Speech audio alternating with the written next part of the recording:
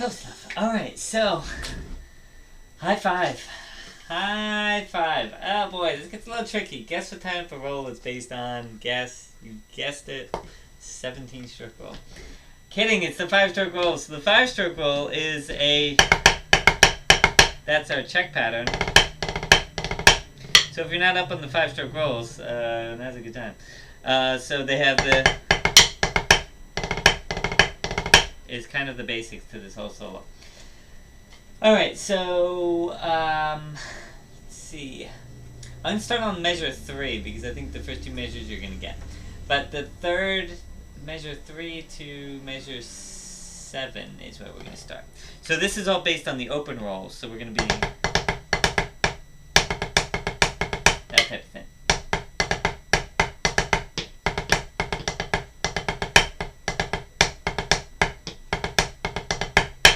Now there's some 3-stroke rolls, and then there's some 5-stroke rolls in there. 3s, 5s, 5, 3, 3, 3, 5. Alright? So that's that part. Now we'll call that phrase 1. Phrase 2 is going to start right there on measure 7, and this goes between those open 5s to those closed 5s. So this was the open 5 to the closed 5 is this. That's kind of hard to do, so take your time and work out these transitions. So we have open, closed, open, closed. Alright, next two bars are...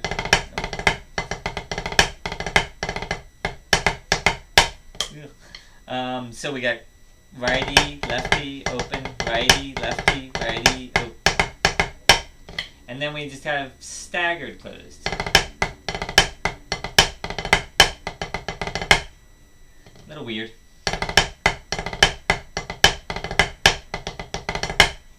Alright, so as you're going through this, make sure you work out each one of those 2-bar phrases.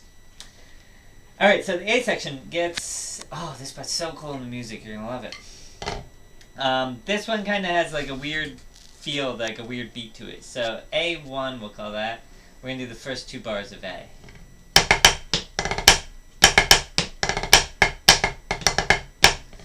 So if you hear, my foot is huge on this part, or a metronome.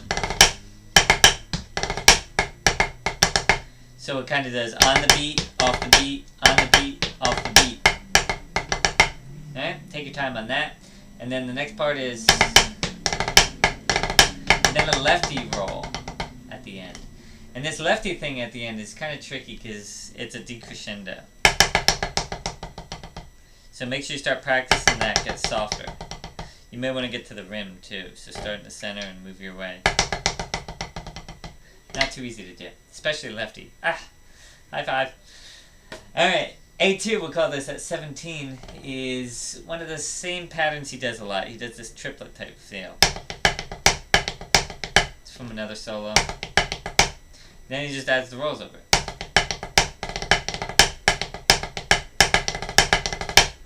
So we got a triplet thing. It's not a triplet, but it kind of makes sense to call it triplet. Don't sue me. Roll, triplet, roll. Alright? And then he goes back into that.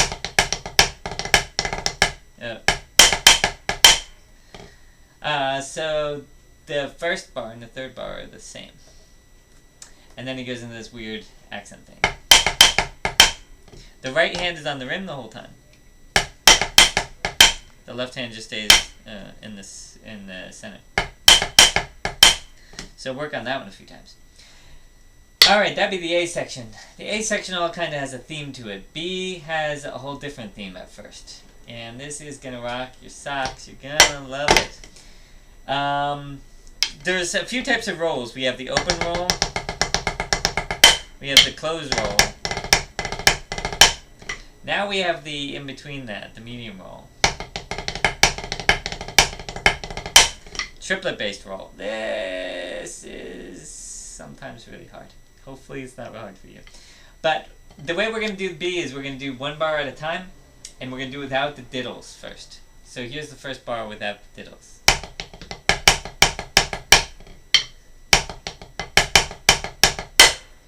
Okay? Then you add the diddle in.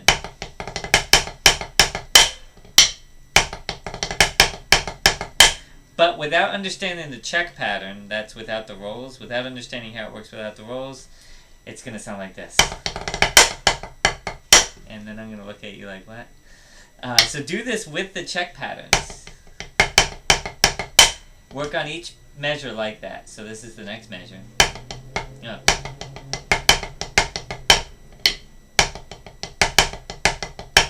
And then add the rolls in. So notice how the rolls don't speed up your hands. So your hands stay at triplets. This is real triplets now. Not like my fake triplets before. So the hands stay at the triplets even when I do the roll. Watch my hands. And I mess it up. Okay?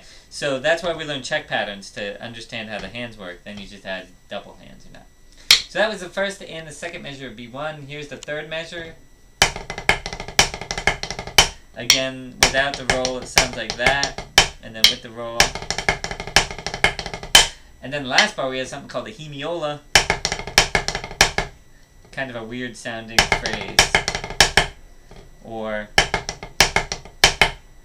So, make sure you work on it without the rolls just as much as you do with the rolls. Well, maybe not as much, but work on it without the rolls.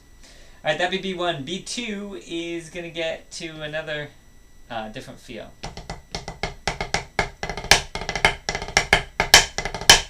So that's the first two bars of that. It goes diggy that, diggy that, diggy that, and then roll, roll, roll. And then the third and fourth bar right here is 27. Actually, I'll just give that bar alone. That was hard. Notice how the end of those 16th notes have the accents. Accent. That's hard stuff. Alright. This is the last line.